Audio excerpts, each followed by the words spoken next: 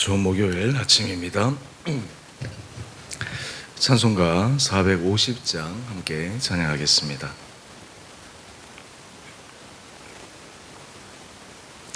내 평생 소원이고픈 주의 일하다가 이 세상이 변하는 날 주 앞에 가리라. 꿈같이 헛된 세상이 취할까 뭐냐. 이 수고함 많아여도 헛된 것뿐 일세. 불같은 시험 많으나 겁내지 맙시다. 고수의 권능 크시니 이기고 남겠네. 금보다 귀한 믿음은 참 보배 되도다. 이 진리 믿는 사람들 다 복을 받겠네. 살같이 빠른 광음을 주 위에 아끼세. 온몸과 마음을 바치고 힘써서 일하세.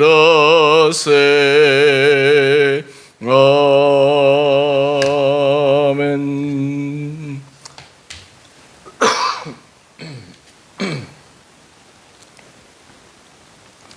오늘 함께 묵상하실 말씀 디모데전서 6장 11절에서 21절까지입니다.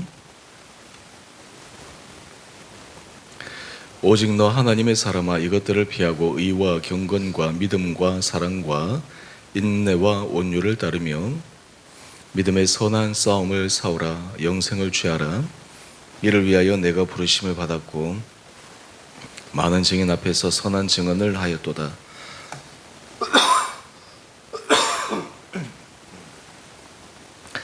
만물을 살게 하신 하나님 앞과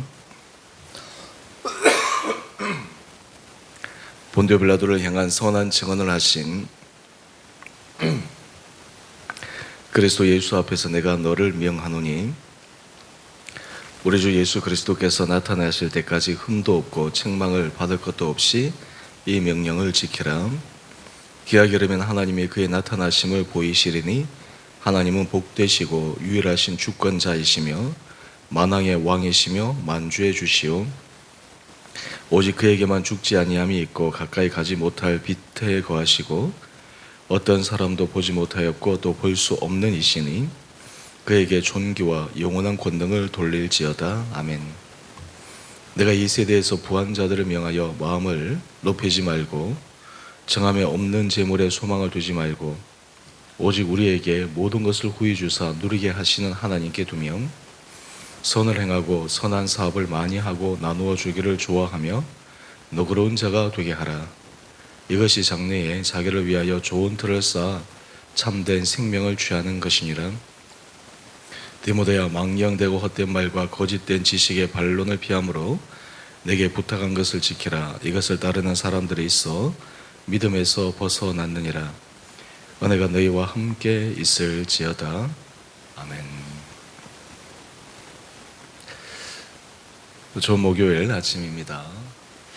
어제 사도 바울이 그의 영적 아들 디모데에게 목양을 함에 있어서, 목회에 있어서 중요한 기준들을 제시를 했습니다.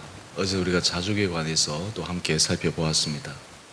또한 이 자족은 경건한 삶과 밀접한 관계가 있다라고 하는 것도 말씀을 드렸습니다. 계속해서 사도 바울은 디모데에게 영적 선한 목표를 세우고 그 목표를 향해서 계속해서 들어갈 것을 당부하며 그 방향, 목표, 또 그 과정에서 가져야 될 중요한 경건한 자로서 그 속에 꼭 품어야 될 마음의 자세를 고민하고 있습니다. 먼저 우리 11절, 12절 말씀을 보면 정말 사도 바울은 간절한 마음으로 디모데에게 부탁합니다. 믿음의 선한 싸움을 싸우라. 이 말씀은 굉장히 우리에게 익숙한 말씀입니다. 그런데 우리가 잠시 이 말씀을 묵상하면 왜 믿음을 지키면 되지 선한 싸움을 싸우라고 하는가? 라고 하는 질문을 던지게 됩니다. 우리가 경험상 믿음을 지켜가는 것은 결코 쉬운 것이 아닙니다. 또한 믿음을 품고 믿음을 그 안에서 계속해서 승화시켜 나가고 발전시켜 나가는 것 더더욱 어려운 일입니다. 우리는 네 가지 밭에 떨어진 씨의 비유를 잘 알고 있습니다. 어느 밭에 떨어졌느냐에 따라서 그 씨가 열매 맺는 결과가 완전히 달라집니다. 거기에서 신기한 것은 다른 세 가지의 밭은 열매를 맺지 못하는데 길가나 돌밭이나 가시덤불 같은 그런 밭은요, 하지만 옥토와 같은 밭만이 유일하게 열매를 맺습니다. 그것도 적당한 열매가 아니라 100배, 60배, 30배의 귀한 열매를 맺습니다. 여러분, 신앙생활에 있어서 우리가 길가와 같은 밭, 돌밭과 같은 밭, 가시덤불과 같은 밭, 그런 마음의 밭으로는 온전한 신앙의 열매를 맺을 수가 없습니다. 이 신앙생활을, 신앙세계를 조금 깊게 우리가 묵상해 보면 참 우리의 상식으로 때로 우리의 일반적인 삶의 경험으로 이해하지 못하는 영역들이 있습니다. 내가 믿음 생활을 조금 하면 그래도 조금 결과가 나고 믿음의 열매를 맺어가면 좋을 텐데, 근데 신기한 것은요, 이 영적 믿음 생활은 치열한 영적 싸움의 현장이라고 하는 것입니다. 다르게 얘기하면 우리가 믿음을 지켜가는 그 과정은 하나님께서 우리를 인도하시는 과정이지만 우리 믿음을 빼앗기 위해서, 믿음에서 떨어지게 하기 위해서 끊임없이 우리를 공격하고 유혹하는 어둠의 세력, 마귀 사탄의 공격이 있다라고 하는 것입니다. 그러니까 이 믿음을 지켜가는 것은 적당한 상태에서, 때로 그냥 아니한 상태에서 믿음이 자라갈 수가 없습니다. 믿음을 지키고 자라가기 위해서는 거기에는 선한 싸움을 할 필요가 있습니다. 이 공중권세 잡은 자, 여러 가지 마음속에 밀려오는 악한 유혹과 생각들, 이런 것들을 함에 있어서 세상적 방법으로 싸우는 것이 아니라 하나님의 방법으로, 하나님께서 말씀하시는 그런 정신으로 싸우라고 말씀하고 있습니다. 그래서 우리가 믿음을 잘 지켜가는 사람들, 그리고 믿음의 영적 선한 싸움을 날마다 치열하게 하는 사람들, 그런 사람들의 내면은 참으로 성숙합니다. 그리고 그 인격도 고상해집니다. 우리가 신앙생활을 하면서 스스로에 대해서 가장 안타까운 것은 예수 그리스도를 우리가 믿고 그 말씀을 듣고 묵상함에도 불구하고 우리의 모습은 여전히 예수 그리스도를 닮아감에 있어서 부족함이 많다라고 하는 것입니다. 조금 전진한 것 같은데 다시 돌이켜보면 후퇴해 있습니다. 어느 정도 잘한 것 같은데 다시 보면 예전의 모습보다 더 못한 채로 가 있을 때가 많이 있습니다. 하지만 우리가 하나님 앞에 믿음의 선한 싸움을 싸우기로 작정한 이상 하나님은 우리를 도우십니다. 인도하십니다. 하나님의 인도하심 속에 우리를 끝까지 믿음의 승리자로 나갈 수 있도록 격려하시고 길을 열어주시고 우리에게 힘을 주시는 분이십니다. 이런 과정 속에서 우리가 행해야 될 중요한 과정의 자세가 있습니다. 바로 11절 말씀인데요, 의와 경건과 믿음과 사랑과 인내와 온유. 여러분, 성경의 9가지 열매와 좀 유사하게 제시하고 있는데, 사실은 믿음의 선한 싸움을 싸워가는 과정 속에서 나타나는 삶의 열매는 성령의 열매 못지않게 오늘 사도 바울이 디모데에게 제시하는 믿음과 사랑과 인내와 온유, 의와 경건, 이러한 실질적인 삶의 열매를 맺을 수밖에 없다라고 하는 것입니다. 우리의 믿음 생활은 하나님 앞에서만 보여지는 것이 아니라 사람들에게도 자연스럽게 비춰집니다. 사람들에게 보이기 위한 믿음 생활이 아니라 하나님 앞에서 온전한 중심의 마음을 가지고 살아가게 되면 그것이 자연스럽게 흘러나와서 배어 나와서 우리 삶에 이런 열매를 맺어 갈 수가 있습니다. 우리가 주님 앞에 기도할 때 믿음의 선한 싸움을 싸워가는 증거는 우리 안에 사랑의 열매, 인내 열매, 온유의 열매, 경건의 열매, 이러한 것들을 맺어가는 것입니다. 여러분들은 믿음의 선한 싸움을 지금 열심히 최선을 다해서 살아가고 있습니까? 그리고 그 싸움을 위해서 정말 주님의 은혜를 간구하고 있습니까? 우리의 삶의 자리에 이러한 믿음의 은혜의 열매가 맺어지는 것을 우리가 느끼게 되면 하나님께서 우리와 함께 하심을 더 분명하게 확인할 수 있게 됩니다. 또 하나 우리가 함께 묵상하기를 원하는 것은 오늘 큐티의 제목을 보면 그리스도인의 신앙관과 재물관, 제가 신앙관에 관해서 말씀을 드렸다면 실질적이고 구체적인 우리 삶의 재물관에 관해서 함께 살펴보기를 원합니다. 바로 17절에서 19절에 있는 말씀입니다. 내가 이 세대에서 부한 자들을 명하여 마음을 높이지 말고, 예나 지금이나 이 물질의 부함은 모든 사람들이 가지고 싶은 그런 복의 한 부분입니다. 또한 이 물질이 우리의 삶을 어느 정도 편안하게 만드는 것도 있습니다. 삶의 많은 문제들, 그 근원 이유로 들어가 보면 물질 문제와 밀접한 연관이 되어 있을 때가 많이 있습니다. 그래서 우리는 그 문제만 없고 해결되어지면 내 인생에 많은 문제가 해결될 것이다 생각하면서 거기에 우리의 마음이 빼앗길 때가 많이 있습니다. 오늘 사도 바울은 하나님께서 이 땅 가운데 물질의 복을 주신 사람들에게, 또한 믿음의 사람들에게 주신 이러한 자리에 있는 사람들에게 그 길 가운데서 하나님 주신 마음을 알려주고 있습니다. 바로 그것은 오히려 하나님 주신 축복으로 말미암아 마음을 높이지 말라고 이야기를 합니다. 오히려 물질의 복을 받지 않고 하나님 앞에 심령이 가난한 채로 살아가는 사람이 더 복될 텐데, 조금의 그 복을 받아서 마음이 높아지고 오히려 재물에 소망을 두고 오히려 하나님께 마음을 두기보다 세상 것에 마음을 두며 살아가는 것이 정말 하나님 앞에서 가장 안타까운 일이 아닐까, 그런 생각을 하게 됩니다. 하나님께서 왜 사람들에게 이런 은혜 복을 주실까요? 왜 그러한 축복을 허락하여 주실까요?